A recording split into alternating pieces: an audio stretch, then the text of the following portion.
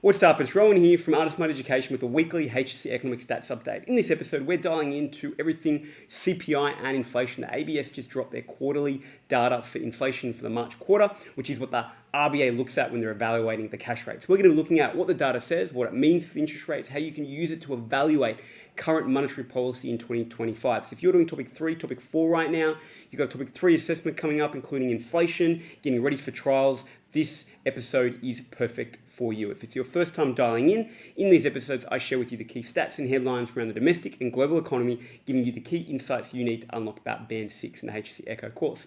So let's dive right in and look at the data. Now, over the 12 months to March 2025, CPI rose 2.4%. Now, note, the CPI rose 0.9% in that quarter, the March quarter, and that is flat on for the prior quarter.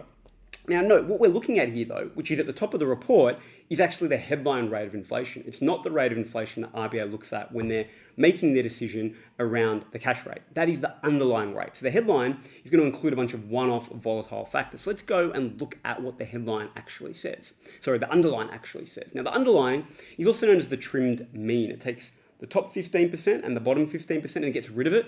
And then it looks at, okay, great, what is the mean of what's left? So the idea here is it's meant to effectively, as it says here, reduce the effect of irregular or temporary price changes that can impact the CPI. Now note, this as a result can run higher or lower depending on what these volatile one-off irregular temporary price changes can be. So we can see, okay, that the all group CPI 2.4 is the overall headline, and that has remained the same. You know, it was 2.4 in December, smack in the 2 to 3% bracket. It's remained unchanged in this March quarter. But if we come here and we look at the trimmed mean, it was 3.3% in December 2024, and it's come down to 2.9% in this March quarter. So we can see that there's a material drop in the trimmed mean of the inflation, which is the underlying rate of inflation. It's now finally, for the first time in a number of years here, right, actually in the 2 to 3% inflation target, which is fantastic news when we think about the cash rate. Now, obviously, it's on the higher end of that target, which is why the RBA may still be a little reluctant to reduce the cash rate and ease a little bit more, because it's still on the high end and it risks a very short sort of increase to get it back over the 3%.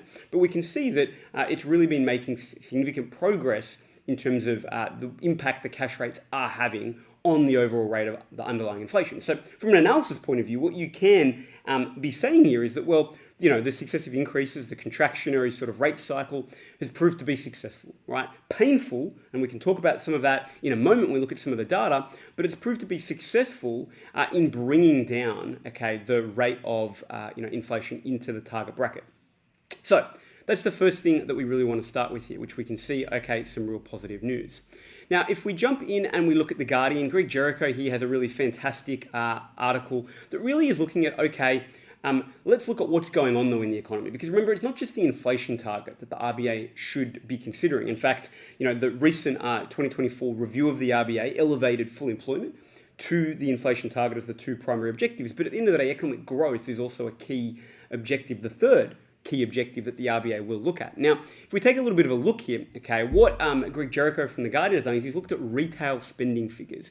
And what he's saying is that they continue to be very, very poor. Okay, and so his argument is that, well, there's enough here to suggest that the RBA should have already eased the rates in April, that they're holding the rates too high for too long, and they should be lower given if we sort of dig into some of the macroeconomic data. Okay, and so you can use this on the flip side to therefore argue that the RBA, while they've successfully got the interest rates, the inflation rates down into the target, they've done so, right?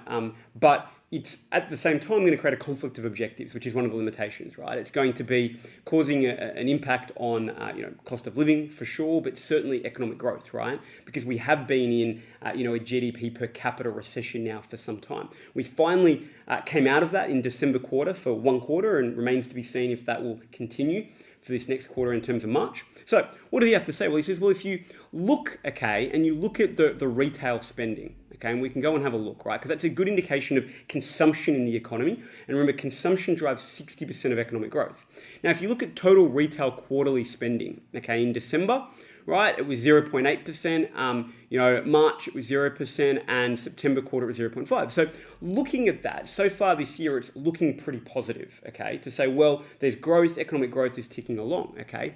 But once again, if we go and look at per capita, we can sort of see that, okay, well, we were, series of, not great, per capita, we're in the red, okay? We had a little bit in September, and then you can see the 0.4% has been offset by the decline of 0.4% in the March quarter. So you can see that, again, retail spending, a proxy for consumption, is running very, very cold, okay, at the moment, which indicates that the economy is really not doing very well from, an aggregate demand perspective, which is, I don't think, a surprise, okay?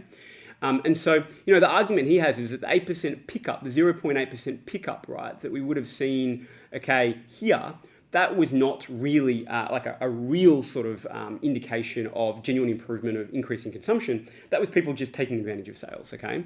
So his argument is when you remove food purchases, retail spending fell 0.2%. So, the idea is that food is one of these things that is, a necessity, right? We're going to have to spend on it, okay? So it's a non-discretionary item. We don't choose to, we're going to spend. And if you sort of remove that and start looking at more discretionary items, which is maybe a better indication of people's level of confidence in the economy and consumption, that's actually going backwards, okay? Now, over the past year, non-food spending did rise 2.2, which might sound better, but before the pandemic, that often grew on average of 3.2%. So we can see it's still overall down. Now, where are we trying to go with this, okay? Like ultimately, what we're trying to really highlight, okay, is that the volume of retail spending is low, right? It was 2.6% lower in the December quarter, and by March, it's now 3.1% behind. So all of this paints a picture. The consumption is struggling in the Australian economy. And that paints a picture, one, that if anything, consumption is not going to be placing inflationary pressure. So if the RBA is worried about aggregate demand, right, and really, demand pull inflation, and that's why they're holding the rates higher for longer to keep driving down the inflation rate. His argument here is that, well, that's not true, right? If we look at it, we're not at risk of demand pull inflation, given what's going on with the retail spending numbers. And so therefore, we could be critical that the RBA has held the rates too high for too long because they've been concerned about inflationary pressure from demand pull, wrongly so, because the product, right, is when you look at cost of living and the impact on households, right? If we look at just the March quarter, okay, mortgage interest, right, it's a 1.5% increase. But if you look at the year to March 2025, right, the impact, right, in terms of cost of living pressures, it's been an 8.8% change, right, for households that have mortgages and they're paying interest, right? Now, if you look at since September 2022, it's a staggering, right, 163.4%. It's pretty astronomical how much, right, it's grown and the impact it has had.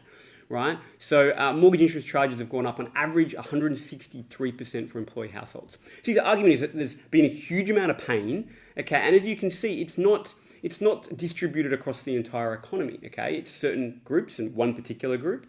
And so we've been driving inflation down by disproportionately creating pain for this one group. And his argument is the RBA has been doing so for longer than they've needed to because we're not at risk of demand pull inflation. Now, the final thing for today, and this all correlates because we're all talking about inflation as well. Okay, what's another way that we can drive lower inflation? And one of the big things, obviously on the successful election results for Labor, in terms of them being really convincingly re-elected, is one of the big areas that has been identified as being productivity. Australia's productivity levels have been very, very low. Now, what is it?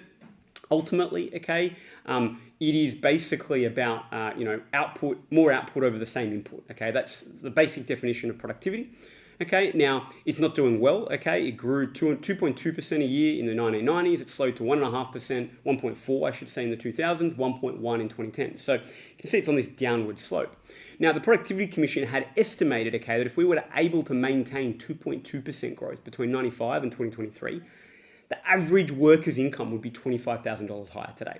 Right, that's a significant difference. So you can sort of see that small changes in that productivity number have big impacts. Now, why? Well, typically wage growth correlates to productivity growth. If you can increase productivity growth, you can have wage growth that's non-inflationary because you're not going to get cost push inflation occurring.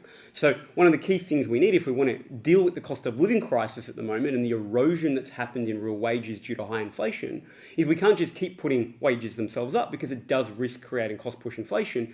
We need to do so through productivity gains. And so ultimately, growth in real wages is driven almost entirely by labour productivity growth. So that's going to be one of the big things the government's going to have to look at, okay, as we try to deal with how do we, keep inflation down and deal with cost of living. Now, there's lots of different things that can be done about it, okay. The government has done some small things in terms of reform, in terms of, reducing and getting rid of nuisance tariffs, okay.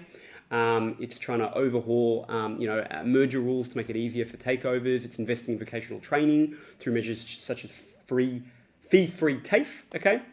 But I think there's more to be coming, okay? And so one of the things that you need to really look at in evaluating the current budget outcome as it's been released, but there'll be new policies coming post the election result, is to what extent is the government, fiscal policy, is a macro policy mix, not just with monetary, doing things to do with productivity in Australia to support long-term lower inflation. Because the RBA can't just keep leaning on the cash rate because it is such a blunt instrument and it hurts groups in the economy disproportionately. So there you have it. Inflation deep dive. Hopefully that helps you ace your topic 3, topic 4 assessments coming up this term. Stay tuned for another episode next week.